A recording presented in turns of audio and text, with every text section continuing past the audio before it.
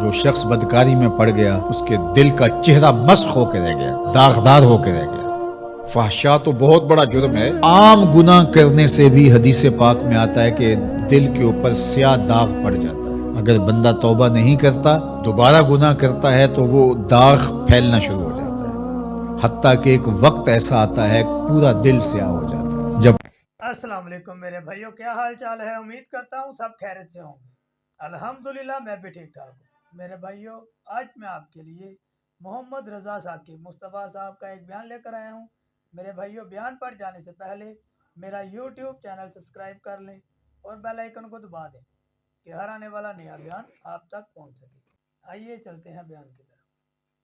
فرمایا کہ جب بدکار بدکاری کرتا ہے تو اس سے ایمان نکل جاتا ہے۔ اب شیطان کیا چاہتا ہے؟ ہمیں سو میں مبتلا کر دے، ہمیں بدکاری میں مبتلا کر دے۔ اور بدکاری کے جتنے راستے ہیں، فحشا کے جتنے راستے ہیں، شیطان نے ان کو آراستہ کر دیا ہے، رقص کو فن قرار دے دیا گیا ہے، اور آج اوریانی پر مشتمل مخلوط اجتماعات کو فیسٹیول کا نام دے دیا گیا ہے، اور کیا کیا رنگ اور کیا کیا ڈھنگ دیے گئے ہیں۔ وہ راستے جو بدکاری پر منتج ہوتے ہیں وہ راستے کشادہ کر دیے گئے ہیں، اور اس سے بڑی بدبختی کیا ہوگی کہ جو بدکار لوگ بدکاری کو، برائی کو، فحشا کو پھیلاتے ہیں، حکومتوں کی طرف سے ان کو ایوارڈ دیے جاتے ہیں اور ان کو بلا کر کے اعزازات دیے جاتے ہیں، اتنے پیسے دیے جاتے ہیں کہ آپ سوچ سکتے ہیں کیا ان کے اندر خوبی ہے کہ وہ برائی کو پھیلاتے ہیں، وہ فحشا کو پھیلاتے ہیں۔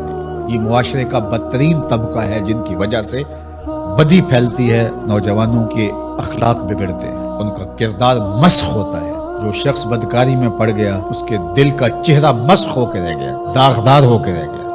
فحشا تو بہت بڑا جرم ہے، عام گناہ کرنے سے بھی حدیث پاک میں آتا ہے کہ دل کے اوپر سیاہ داغ پڑ جاتا ہے۔ اگر بندہ توبہ نہیں کرتا، دوبارہ گناہ کرتا ہے تو وہ داغ پھیلنا شروع ہو جاتا ہے، حتیٰ کہ ایک وقت ایسا آتا ہے پورا دل سیاہ ہو جاتا ہے۔ جب پورا دل سیاہ ہو جاتا ہے تو پھر بدی اور نیکی کا امتیاز بھی مٹ جاتا ہے۔ ایک وقت ہوتا ہے کہ بندہ گناہ کرتا ہے، اس کو چین نہیں آتا کہ میں کیا کر بیٹھا ہوں، لیکن جب گناہ پہ گناہ، گناہ پہ گناہ، بدکاری پہ بدکاری کرتا ہے تو پھر اس کو کوئی پریشانی نہیں ہوتی۔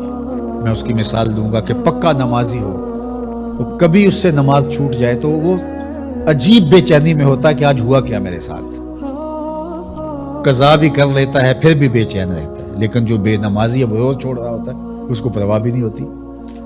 اگر کوئی شریف آدمی کسی کو ظلمن تھپڑ مار بیٹھے تو اتنی تکلیف اس کو نہیں ہوتی جتنی اس کو ہو رہی ہوتی ہے۔ دعا کرو کہ یہ دل دل ہی رہے، دل مصفہ رہے، دل مزکہ رہے، دل ستھرا رہے، دل پاکیزہ رہے۔ جتنی کوشش ہم اپنے چہرے کو، اپنے بدن کو، اپنے ظاہر کو سنوارنے کی کرتے ہیں، اس سے کہیں بڑھ کر اپنے دل کو سنوارنے کی کریں۔ باہو علیہ الرحمٰن نے کہا تھا، دل کالے نالو منہ کالا چنگا، جے کو یہ رمز پچھانے۔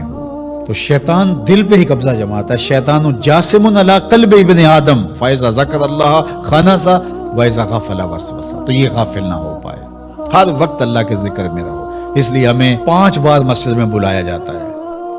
نمازیں ہیں تو ہم صبح ساری پڑھ لیں، ایسا نہیں ہے، ہمیں مختلف اوقات میں بلایا گیا ہے۔ صبح اٹھتے ہی سجدہ ریز ہو جائے، پھر کام پہ جائیں، کام میں انہماک ہونے لگے تو پھر بلا لیا گیا، آؤ جو ظہر کے وقت، پھر گئے تھوڑا وقت گزرا تو پھر انہماک ہونا لگا، کھونے لگے تو کہا پھر آج عصر کے وقت، پھر چھٹی ہوئی گھر جانے لگے، کہا پہلے نماز پڑھ لو، پھر کھانا کھایا، بچوں میں بیٹھے کھیل کود میں لگے، دل غافل ہونے لگا، کہا آجو پھر عشاء کے وقت آجو۔ اور نماز سے پہلے بھی ذکر، نماز کے بعد بھی ذکر، سونے سے پہلے ذکر، سونے کے بعد ذکر، اٹھتے ہوئے ذکر، کھاتے ہوئے ذکر، کھانے کے بعد دعا، آئینہ دیکھتے ہوئے دعا، لباس بدلتے ہوئے دعا، سیڑھیاں چڑھتے ہوئے، سیڑھیاں اترتے ہوئے، کسی چیز کو دیکھتے ہوئے، کسی مومن کو ملتے ہوئے۔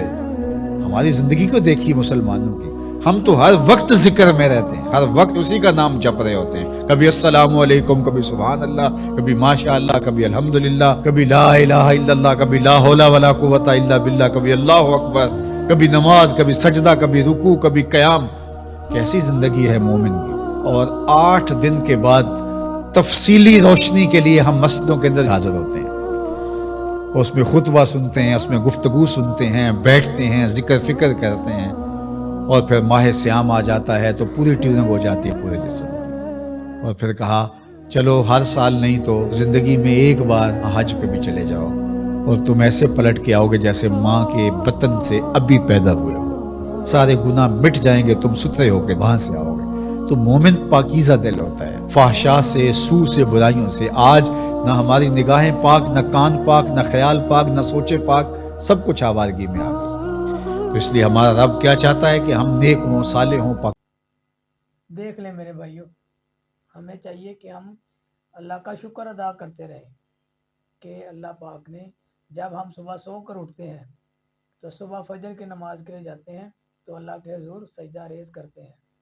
پھر اس کے بعد ظہر کے ٹائم جاتے ہیں, پھر عصر, پھر مغرب اور پھر عشاء. دیکھ لیں اگر ایک نمازی شخص کبھی غلطی سے یا کسی وجہ سے اس کی نماز چھوٹ جائے تو وہ کتنا پریشان ہوتا ہے, قضا بھی کر لیتا ہے اور اس کے دل کو پھر بھی سکون نہیں آتا. اور ایک ہم بے نمازی نمازیں چھوڑتے جاتے ہیں اور ہمارے چہرے پر ذرا سی شکن نہیں آتی کہ میں نے نماز چھوڑ دی ہے. میرے بھائیوں, اگر کوئی شریف انسان کسی کو تھپڑ مار دے تو اتنا درد اس انسان کو نہیں ہوگا جتنا اس شریف انسان کو ہوگا کہ میں نے آج کر کیا دیا ہے. میرے بھائیوں دیکھ لو, اللہ پاک نے ہمیں کتنی مسنون دعائیں دی ہیں کہ سو کے اٹھیں تو دعا پڑھیں, کپڑے چینج کریں تو دعا پڑھیں, روٹی کھانی شروع کریں تو دعا پڑھیں, چلتے پھرتے دیکھ لیں اللہ کا ہی ذکر کرتے رہتے ہیں. دیکھ لیں کسی سے ملتے ہیں تو السلام علیکم, ماشاء اللہ, جزاک اللہ, سبحان اللہ, لا الہ الا اللہ. ہم تو سارا دن اگر چاہیں تو عبادت میں گزار سکتے ہیں اور اپنی آخرت اچھی کر سکتے ہیں, پر میرے بھائیوں ہم تو صرف دنیا کے چکر میں ہیں. اللہ پاک ہمیں اپنا ذکر کرنے والا بنائے. ٹھیک ہے میرے بھائیوں, اگر بیان پسند آیا ہو تو لائک, شیئر, کمنٹ ضرور کیجیے گا. پھر ملیں گے کسی اور نئے بیان کے ساتھ. مجھے اجازت دیں, اللہ حافظ.